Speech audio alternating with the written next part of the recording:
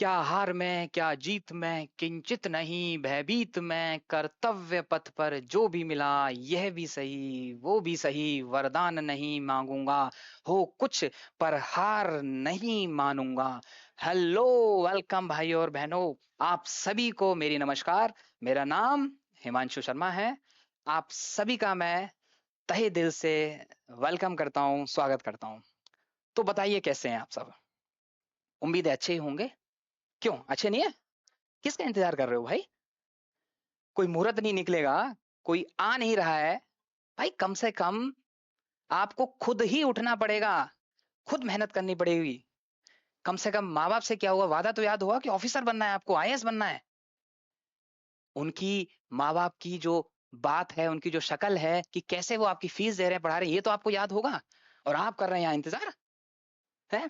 यहाँ भी देखो आपकी गलती है, क्योंकि आप जिसका इंतजार कर रहे हैं, जो आपको समझा सकता था, समझा सकती थी, उसको आपने भाव नहीं दिया। जिसको आपने भाव दिया उसने किसी और को भाव दिया। तो बेसिकली प्यार में भी सब गलती कर रहे हैं। वही सेम गलती आप एग्जाम की प्रिपरेशन में भी कर रहे हैं। अब आप कहेंगे कैसे? मैं बताऊंगा कि ऐसे। आपका एग्जाम है यूपीएससी का प्रीलिम्स, संडे को पेपर है। बताइए कैसी तैयारी है। अब आप बोलेंगे बहुत परेशान है, टेंशन है, समझ में नहीं आ रहा है, डर लग रहा है। क्यों डर लग रहा है भाई? दो बातें हैं।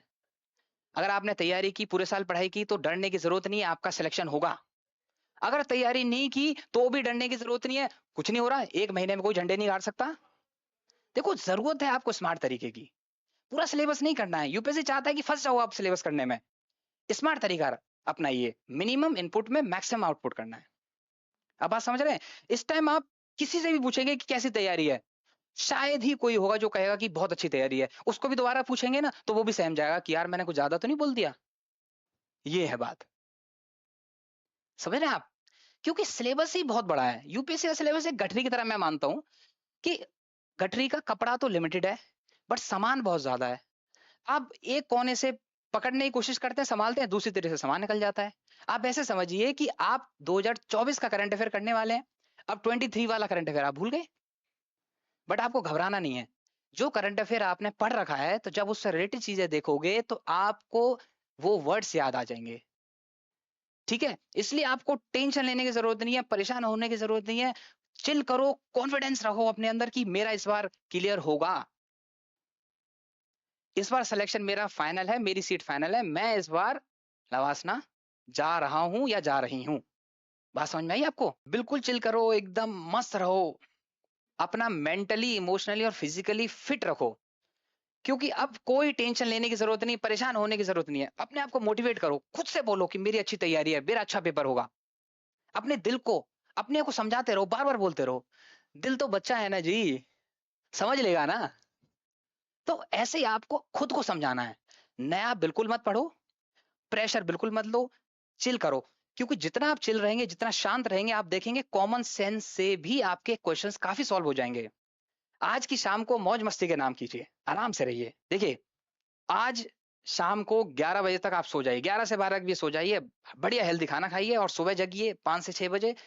जल्दी टाइम से सेंटर पे पहुंच जाइए। और हाँ, एडमिट कार्ड लेके जाइएगा, एक आईडी प्रूफ लेके जाइएगा जिसमें आपकी फोटो हो, ब्लैक बॉल पेन लेके जाइए कम से कम दो। एक वॉच ले जाना, वॉच जो लेके जाओ वो डिजिटल स्मार्ट नहीं होनी चाहिए। एक पानी की बोतल और रुमाल ले जाना मत भूलना। आप ये समझ लीजिए कि जितने भी सेंटर है ना, उनमें से एक दो को छोड़ के सभी सेंटर्स की जो पंखे लगे हुए हैं ना, उनकी हवा आपके सिर तक नहीं आती है। और सीट भी आपको बड़ी वो मिलती हैं, बेकार टाइप की होती हैं। मैं अपना एक्सपीरियंस बताता हूँ, पिछली बार मैं पेपर देने गया तो शायद प्राइमरी विंग की क्लास में मेरा सेंटर डाल दिया। एक तो सीट छोटी, मेरे पैर टेबल में नहीं आ रहे, मैं टेढ़ा बैठ के पेपर दे के आया। तो बात ये समझिए कि ये आउटसाइड कंडीशन ही आपको बहुत प्रेशर देगी, पसीना, गर्मी। और इंटरनल प्रेशर आपके अंदर ये है कि भाई क्वेश्चन समझ में नहीं आ रहा, कैसे सॉल्व करना है। तो ऐसी सिचुएशन को हैंडल करने के लिए आपका माइंड सेट बहुत सही होना, बहुत कूल होना जरूरी है। समझ रहे हैं आप? तो इसलिए मैं आपको कह रहा हूं कि आपको टेंशन अब लेने की जरूरत नहीं है। देखो, बहुत अच्छी लाइन लिखी है कि छोटे मन से कोई बड़ा नहीं होता, टूटे मन से कोई खड़ा नहीं होता। तो बात सारी माइंडसेट की है। आपका जो माइंडसेट हो वो अच्छा हो। अच्छा, ये समझिए कि ओएमआर शीट को फिल करना भी अब बहुत इंपॉर्टेंट है। आपको समझ होनी चाहिए कि कैसे ओएमआर शीट भरी जाएगी। देखिए, आपको कोई कह रहा है कि गोले को आप अंदर से भरिए, कोई कह रहा है बाहर से भरिए। मेरा मानना यह है कि आप ब्लैक पेन से, जो कि बॉल पेन है, उससे आप गोले को पूरा भरिएगा। चाहे आप अंदर से भरें, चाहे बाहर से भरें, पूरा गोला आपका कवर होना चाहिए, कहीं भी स्पेस नहीं रहना चाहिए। क्योंकि देखिए ये है ओएमआर, ऑप्टिकल मार्क रीडर। इसमें ये जब चेक होती है तो लाइट पास करती है। अगर इसमें कहीं भी ये डार्क नहीं हुआ, तो लाइट अगर मान लीजिए सेंटर पे डार्क नहीं हुआ, तो लाइट वहां से निकल गई, तो आपका ये क्वेश्चन अनरीड हो जाएगा, गेम खत्म। मान लीजिए अगर एक क्वेश्चन की आपको जरूरत है और वही क्वेश्चन आप इस चक्कर में रह जाए तो गलत हो जाएगा। दूसरी जो इंपॉर्टेंट चीज है ओएमआर में, वो ये है कि चाहे आप जीएस को सॉल्व करें, चाहे सी सेट को करें, ऐसा ब्लेंडर मत कीजिएगा कि पहले मैं सारे क्वेश्चंस को सॉल्व कर लेता हूं या कर लेती हूं, बाद में 5 या 10 मिनट पहले मैं सारे क्वेश्चंस को ओएमआर फिल करना शुरू करूंगी आंसर्स की। नहीं, अगर दिक्कत क्या है कि एक क्वेश्चन मान लीजिए 1 का आंसर ए है और आपने गलती से 2 का आंसर ए लगा दिया, क्योंकि बहुत सिमिलर सिमिलर ऑप्शंस दिखेंगे आपको वहां पे, भाई सर्कल्स ही तो है ना, तो सर्कल भरने में एक गलती हुई, पूरे की पूरी गलत हो जाएगा, पूरा पेपर आपका, वही चांस आपका, ये अटेम्प्ट ही खराब हो जाएगा। इसलिए आपको खास ध्यान रखना है कि ओएमआर शीट को सर्कल कैसे फिल करने हैं, और पेपर को क्वेश्चन बाय क्वेश्चन ही आप आंसर को फिल करते जाएं ओएमआर शीट में। बात समझ में आ रही है आपको? ठीक है, तो इस चीज का आप खास ध्यान रखिएगा। और देखिए आप सबके पास स्ट्रेटेजी होती है। देखिए आप एग्जाम की तैयारी कर रहे हैं तो भी आपके पास स्ट्रेटेजी है, जब आपने प्रिपरेशन स्टार्ट की थी तब भी, पेपर क्लियर करने की भी स्ट्रेटेजी है, चाहे आप जीएस करें चाहे आप सीसेट करें। आपको मेरी बात समझ में आ रही है? आप ये समझ लीजिए कि यूपीएससी, आप एक बात बताइए मुझे कि यूपीएससी अब आपको किस बेसिस पे एलिमिनेट कर रहा है, जीएस के बेसिस पे या सीसेट के बेसिस पे? ऑब्वियसली सीसेट के बेसिस पे एलिमिनेट कर रहा है। और आप क्या तैयार करते हैं पूरे साल? जीएस। सीसेट को आप देते हैं थोड़ा थोड़ा टाइम, तो यहां भी आप गलती कर रहे हैं। अब आपको सीसेट को भी उतना टाइम देना चाहिए था जितना जीएस। मान लीजिए सीसेट में आप जीएस में पास भी हो गए, सीसेट में आप फेल हो गए, तो जीएस का क्या फायदा? बताइए, सोचिए। देखो आप, खैर जो हुआ तो हुआ, उससे कोई फर्क नहीं पड़ता। हाँ, एक चीज समझिए कि जो सीसेट का पिछली बार पेपर डिफिकल्ट था ना, उसी वजह से कट ऑफ भी आपकी बदली आई थी, कम आई थी इस बार। देखिए प्रीलिम की देखेंगे आप, जनरल की है 75, देखो 75 का हाफ करके देखिए तो 35 से 40 के बीच में जो क्वेश्चंस करके आया पास हो गया। ईडब्ल्यूएस का 68 है, तो ये भी 30 टू 40 के बीच में क्वेश्चंस करने पे 35 से पास हो गया होता। एससी में देखो, ओबीसी की तो सेम है, एससी की 60, देखो 30 क्वेश्चन पे पास हो जाता है ये। एसटी में देखिए 47, 25 से 30 क्वेश्चंस सॉल्व करके पास हो जाते। बेसिकली ये कट ऑफ कम होने के पीछे रीजन है कि जो ज्यादा एक्सपर्ट्स थे जीएस के, वो सी सेट में फेल हो गए। तो पेपर को अब आपको ध्यान रखना है। खैर ये है कि तैयारी हमारी अच्छी है, ये सब बात की बातें हैं। अब हमें चिल करना है, मस्त रहो, कॉन्फिडेंस रखो अपने ऊपर कि भाई मेरा पेपर क्लियर हो रहा है। बात समझ में आ रही है आपको अच्छी तरह से?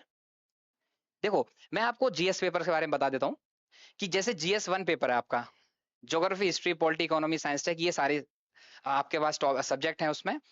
देखिए पिछली साल का अगर पेपर देखेंगे तो उसमें अगर आपने ज्योग्राफी, एनवायरनमेंट और पॉलिटी और साइंस को ही कर दिया था तो 60 क्वेश्चन पूरे हो गए थे, और पास हो रहे हैं यहाँ पे मात्र हम 35 से 40 क्वेश्चंस पे। तो इसी तरीके से अगर आप इस बार भी मान लीजिए कुछ सेक्शन आपको नहीं आते हैं, डिफिकल्ट लग रहा है, उसको छोड़ दीजिए, तब भी आप सेफ साइड पे हैं। देखिए भाई सी सेट का स्पेशली ध्यान दीजिए, क्वालिफाइंग पेपर है, ये सब जानते हो, 33% लाना है, 66 मार्क्स बनते हैं 33% से। देखो अब 66 मार्क्स तो आपको लेके ही आना है। क्वेश्चन कितने हैं? 80, 200 नंबर है का पूरा पेपर है। पर क्वेश्चन जो है आपका 2.5 का है, 2.5 मार्क्स का है एक क्वेश्चन। अब आप पूछेंगे कि भाई कितने मिनिमम क्वेश्चन, ये बहुत आप अक्सर पूछते हैं। देखो ऐसे समझ लो, 2.5 into x number of question equal to 66। अब x की वैल्यू निकल के आएगी 26 पॉइंट समथिंग, मतलब 27 मान लो। 27 वो क्वेश्चन है जो आपके सही होने चाहिए, आपने अटेम्प्ट भी किए। बट ध्यान रखिएगा आपको सी सेट में 40 से 45 सॉल्व करने हैं क्वेश्चन।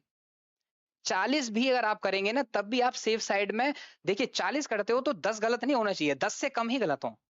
अगर आपके 40 अटेम्प्ट करने पर भी 30 सही है, 10 गलत, तो भी आप फंस जाएंगे। इसलिए ज्यादा से ज्यादा करके आना है आपको, ज्यादा से ज्यादा मतलब 40 से 45, इतना ज्यादा भी नहीं करना, ये सिर्फ क्वालिफाई करना है। ठीक है, रिलैक्स हो गए एकदम, पेपर दे के आना है मस्त, तो तैयारी बहुत अच्छी है। देखिए हम सब ना हनुमान जी की तरह हैं, हमें अपनी ताकत का एहसास नहीं है। जब जामवंत जी ने हनुमान जी को उनकी ताकत का एहसास कराया था, तो हनुमान जी ने एक छलांग में समुद्र पार कर दिया था। तो ऐसे ही हमारी है, देखो हम वर्ल्ड का सबसे टफेस्ट एग्जाम देने जा रहे हैं और हम कौन से कमजोर हैं, हम भी तो रफ एंड टफ हैं। अबे डरते थोड़ा ना हम किसी से, भाई पेपर ही तो है ये, सबके सब शेर और चीते हैं, सबका पेपर पास होगा। हम सबकी तैयारी बहुत अच्छी है, सबकी बेस्ट तैयारी है इस बार। तो इसलिए आपको घबराना नहीं है, सोचना नहीं है, एकदम पॉजिटिव रहना है, नेगेटिव नहीं होना। इस बार सिलेक्शन हो रहा है ये मान के चलो। आप यकीन नहीं मानेंगे, 2023 के जो एग्जाम में सिलेक्शन हुआ उसमें मैंने कई बच्चे देखे हैं जिनकी प्रिपरेशन आप लोगों से भी कम थी। बस वो करते रहे, pre clear, mains clear, interview clear. वो बस कॉन्फिडेंस, सेल्फ कॉन्फिडेंस उनके अंदर था कि भाई मेरा हो जाएगा। अब मुझे कई जो मेरे हैं जानने वाले, कई बच्चे कह रहे हैं कि हम बहुत परेशान हैं, हमारा सॉल्व नहीं हो रहा है पेपर, पिछले साल वाला पेपर अटेम्प्ट किया उसमें मैं फेल हो गया, अरे बताओ यार। तो मतलब हो गया तो क्या हो गया। कोई कह रहा है मेरी 5 महीने की मैगजीन रिवाइज नहीं की गई है। कोई कह रहा है कि मेरा जो जो साथ रहता है वो तो 15 घंटे 12 घंटे लाइब्रेरी में बैठा है। मैंने कहा जान दे, उसे 24 घंटे पढ़ने दे, 48 घंटे पढ़ने दे, पढ़ रहा है तो तुम अपने ऊपर कॉन्फिडेंस रखो। ये कह रहा है कि मेरे साथ वाला तो ना सो रहा है ना नहा रहा है। तो मैंने उससे बोला, मैंने कहा अगर वो नहा नहीं रहा तो भाई अगर उसका बिना नहाए सिलेक्शन हो जाए तो तुम भी मत नहाओ। भाई हमने ये तो सुना था कि जो पैसा है वो हाथ पैर का मैल है, अब हो सकता है कि सिलेक्शन भी हाथ पैर का मैल हो जाए। ठीक है। देखो दिक्कत अब ये है कि अब आपको लेबर वाले जो तरीके हैं ना, जो मेहनत करने वाले, वो हटाने हैं, अब स्मार्ट तरीके से करना है। सबसे ज्यादा बड़ी बात है कि अब टेंशन लेनी नहीं है। आज की जो शाम है बिल्कुल टेंशन नहीं लेनी, मस्त रहो, बढ़िया तरह से पेपर दे के आना है। एकदम आपको कॉन्फिडेंट होके पेपर देना है और आपका सिलेक्शन होगा, या मान के चलिए। एक हमारे युवा कवि हैं, शुभम श्याम, उनकी लाइनों के साथ मैं अपनी बात को विश्राम दूंगा। लोहा जितना तपता है उतनी ही ताकत भरता है, सोने को जितनी आग लगे वो उतना प्रखर निखरता है, हीरे पर जितनी धार लगे वो उतना खूब चमकता है, मिट्टी का बर्तन पकता है तब धुन पर खूब खनकता है, सूरज जैसा बनना है तो सूरज जैसा जलना होगा, नदियों सा आदर पाना है तो पर्वत छोड़ निकलना होगा, और हम आदम के बेटे हैं, क्यों सोचें रहा सरल होगी, कुछ ज्यादा वक्त लगेगा पर संघर्ष जरूर सफल होगा, हर एक संकट का हल होगा, आज नहीं तो कल होगा, आज नहीं तो कल होगा। इसी के साथ मैं आप सभी को ऑल द बेस्ट बोलता हूं, और मुझे पूरी उम्मीद है कि आप बहुत बेहतरीन तरीके से पेपर सॉल्व करेंगे और पास करेंगे और पेपर को फाड़ के आएंगे, बेहतरीन नंबर लेके आएंगे। मैं आप सभी को पहले से ही बधाई देता हूं, आप सभी को कॉन्ग्रेचुलेशंस, आपका प्री क्लियर हो रहा है, आपका मेंस क्लियर होगा, फिर आप इंटरव्यू देंगे और फिर आप ऑफिसर बनेंगे। इसी के साथ मैं आपसे विदा लेता हूं। नमस्कार, thank you, take care, bye bye.